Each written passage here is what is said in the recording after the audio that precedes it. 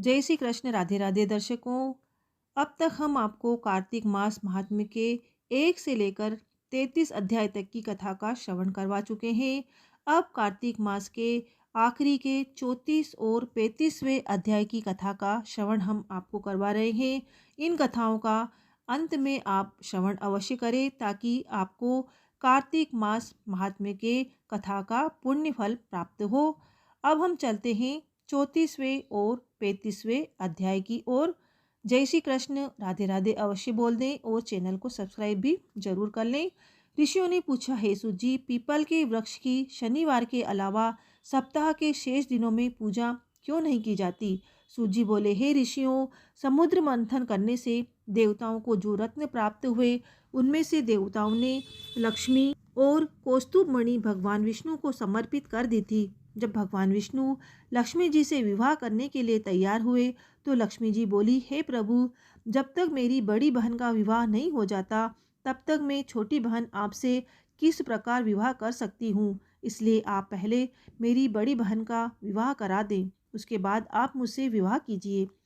यही नियम है जो प्राचीन काल से चला आ रहा है। सूत जी ने कहा, लक्ष्मी जी के मुख से ऐसे वचन सुनकर भगवान विष्णु ने लक्ष्मी जी की बड़ी बहन का विवाह उद्दालक ऋषि के साथ संपन्न करा दिया। लक्ष्मी जी की बड़ी बहन अलक्ष्मी जी बड़ी कुरूप थी। उसका मुख बड़ा, दांत चमकते हुए, उसकी देह वृद्धा की भांति, नेत्र बड़े बड़े और बाल रूखे थे। भगवान विष्णु द्वारा आग्रह किए जाने पर ऋषि उद्दालक उससे विवाह करके उसे वेद मंत्रों की ध्वनि से गुंजाते हुए अपने आश्रम ले आए।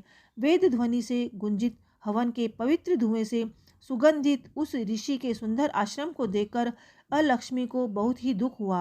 वह महर्षि उद्दालक से बोली, चूंकि इस आश्रम में वेद ध्वनि गूंज रही है, इसलिए यह स्थान मेरे रहने योग्य नहीं है। इसलिए आप मुझे यहाँ से अन्यत्र ले चलिए। उसकी बात सुनकर महर्षि उद्दालक बोले, तुम यहाँ क्यों नहीं रह सकती और तुम्हारे रहने योग्य अन्य कौन सा स्थान है, वह भी मुझे बताओ। लक्ष्मी बोली, जिस स्थान पर वेद की ध्वनि होती हो, अतिथियों का आदर सत्कार किया जाता हो, यज्ञ आदि होते हो, ऐसे स्थान पर मैं नहीं रह सकती। जिस स्थान पर पति पत्नी आपस में प्रेम से रहते हो, पितरों के निमित्त यज्ञ होते हो, देवताओं की पूजा होती हो, उस स्थान पर भी मैं नहीं रह सकती। जिस स्थान पर वेदों की ध्वनि न हो, अतिथियों का आदर सत्कार न हो, यज्ञ न हो, पति पत्नी आपस में क्लेश करते हो, पूज्य वृद्धों, सत्पुरुषों तथा मित्रों का अनादर होता हो, जहाँ दुराचारी, चोर, पर स्त्रीगामी मनुष्य निवास करते हो, जिस स्थान पर गायों की हत्या की जाती हो, मद्यपान, ब्रह्म हत्या आदि पाप होते हो, ऐसे स्थानों पर मैं प्रसन्नतापूर्वक निवास करती हूँ। सूत जी बोले, अलक्ष्मी के मुख से इस प्रकार के वचन सुनकर उद्दालक का मन खिन्न हो गया। वह इस बात को सुनकर मौन हो गए। थोड़ी देर बाद वे बोले कि ठीक है, मैं तुम्हारे लिए ऐसा स्थान ढूंढ दूंगा। जब तक मैं तुम्हारे लिए ऐसा स्थान न ढूंढ लूँ तब तक तुम इसी पीपल के नीचे चुपचाप बैठी रहना। महर्षि उद्दालक उसे पीपल के वृक्ष के नीचे बैठाकर उसके रहने योग्य स्थान की खोज में निकल पड़े। परंतु जब बहुत समय तक प्रतीक्षा करने पर भी वे वापस नहीं लौटे तो अलक्ष्मी विलाप करने लगी।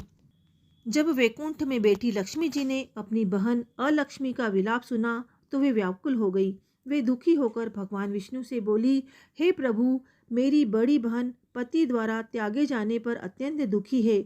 यदि मैं आपकी प्रिय पत्नी हूँ तो आप मुझे आश्वासन देने के लिए उसके पास चलिए।